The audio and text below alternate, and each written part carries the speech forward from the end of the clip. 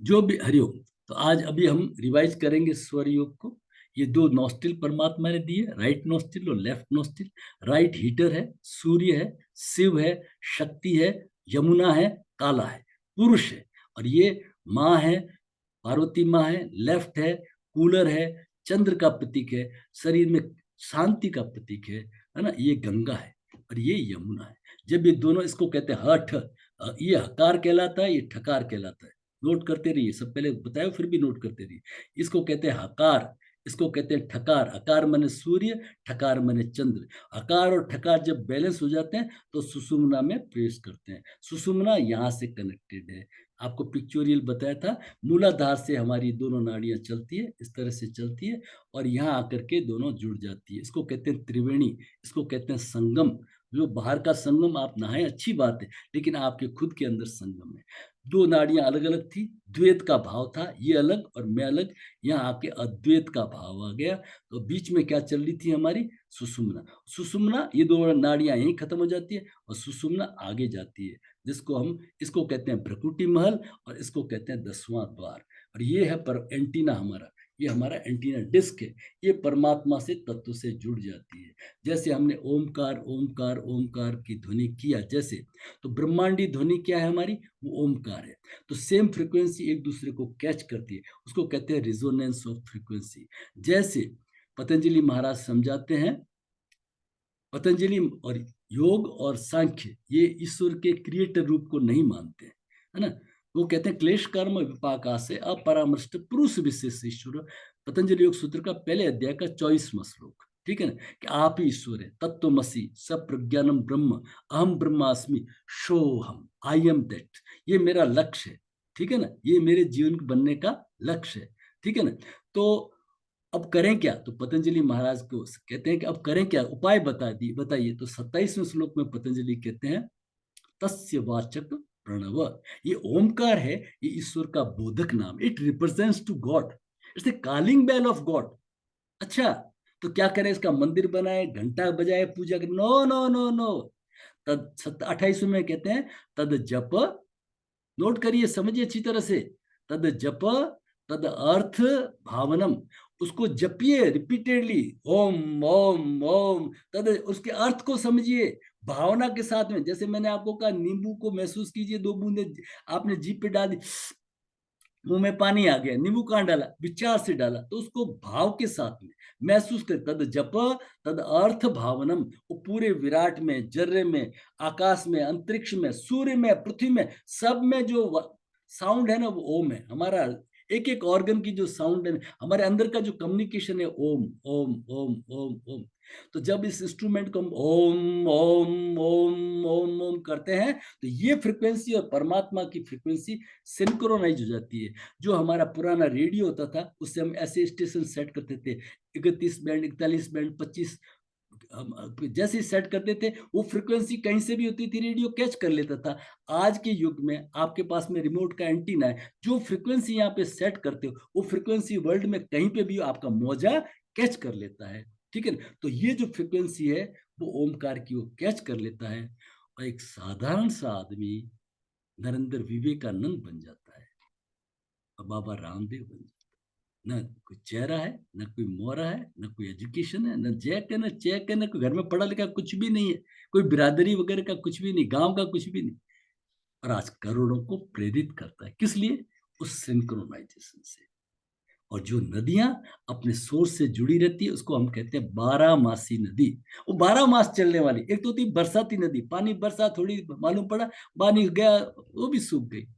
और जो अपने सोर्स से कनेक्ट रहती है, वो 12 मासी नदी होती है। जिसको मैंने आपको समझाया कि हमारा जो मोबाइल है, ये पूरा, आप कहीं पे भी, हम संसार के इस भीड़ जंगल में भटक गए हैं, लेकिन वो हर वक्त उसको सोहम सोहम सोहम उसको सर्च करता रहता है, ठीक है ना। वो सोहम सर्च करता है, तो ये कहलाता है हमारा सोहम मेडिटेशन। तो चलिए, अब हमने आज क्या समझा? अनुलोम विलोम प्राणायाम। अनुलोम विलोम प्राणायाम ही नाम देंगे, क्योंकि मार्केट में लोग अनुलोम विलोम ही कहते हैं। वैसे अनुलोम विलोम का मतलब क्या है? लेफ्ट से लिया, राइट से छोड़ा, राइट से लिया, लेफ्ट से, विदाउट कुंभक, ना अंदर रोकना ना बाहर रोकना, उसको कहते हैं अनुलोम विलोम। जब रोकते हैं तो उसको कहते हैं नाड़ी शोधन प्राणायाम, ठीक है। तो चलिए, आज हम एक सरल अभ्यास आपको दिया था कि 4 की गिनती में श्वास को भरना है, 4 की गिनती में रोकना है, 4 की गिनती में बाहर करना है और 4 की गिनती में बाहर रोक देना है। ठीक है ना? वो म्यूजिक गाइडेड ब्रीदिंग म्यूजिक रहेगा। शो के साथ में इनहेल करेंगे, म्यूजिक के साथ में होल्ड करेंगे, हम के साथ में बाहर करेंगे और बाहर म्यूजिक के साथ में होल्ड कर देंगे। अगेन राइट से छोड़ा था तो वापस राइट से भरेंगे, होल्ड करेंगे, लेफ्ट से लिया, राइट से छोड़ा, राइट से लिया, लेफ्ट। ये अनुलोम विलोम। लोग कहते हैं उल्टा पुल्टा, उल्टा पुल्टा नहीं है, ये उल्टा पुल्टा नहीं है। ये जो नाक के अंदर बाल होते हैं उसको कहते हैं लोमा। ये सनातन है ना, इसकी संस्कृत का जो वोकेबुलरी कितना रिच है। ये जो नाक के बाल है उसका नाम दे दिया उन्होंने लोमा। जब हम श्वास भरते हैं इन द डायरेक्शन ऑफ लोमा भरते हैं, अनुसरण करते हुए, तो उसको कहते हैं अनुलोम। और जब हम श्वास छोड़ते हैं उस लोमा लोमा अंदर की तरफ है, उसके विपरीत छोड़ते हैं तो उसको कहते हैं विलोम। अनुलोम विलोम, विलोम शब्द होते थे ना, अपोजिट, है ना? तो ये यहाँ पे ये मीनिंग, अनुलोम विलोम प्राणायाम। तो आपको बताया कि निरापद है, किसी हार्ट के पेशेंट को भी आप करा सकते हैं। लेकिन जो आपका नाड़ी शोधन है, जहां आप कुंभक करते हैं, वो हर एक नहीं कर सकते, उसके कॉन्ट्राडिक्शन है। ठीक है ना? तो चलिए, हम आज से म्यूजिक लगा के रखा, आगे से वो म्यूजिक लगा के रखेंगे ताकि आप उसको देख सके। ठीक है? फिर हमने क्या किया, हमने भ्रामरी का किया। तो जो 1994 में एक साइंटिस्ट ने एक एलिमेंट को खोजा, उसका नाम था नाइट्रिक ऑक्साइड।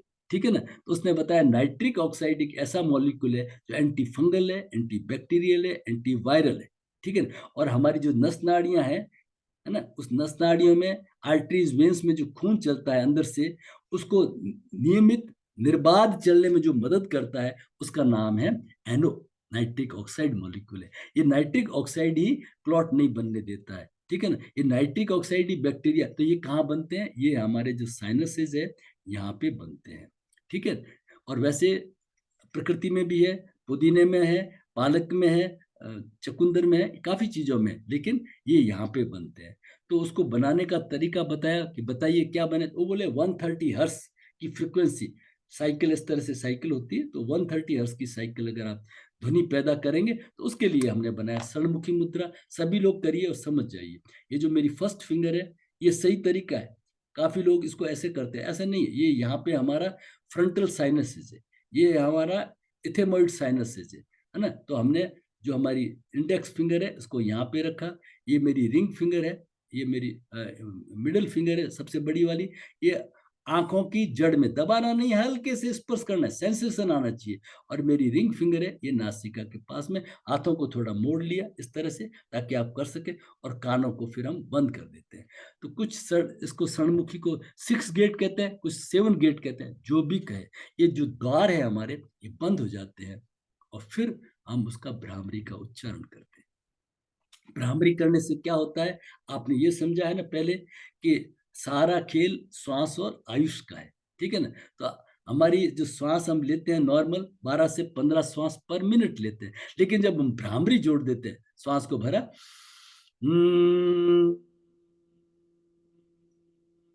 तो हमारी श्वास 3 श्वास, 2 श्वास, 1 श्वास पर मिनट,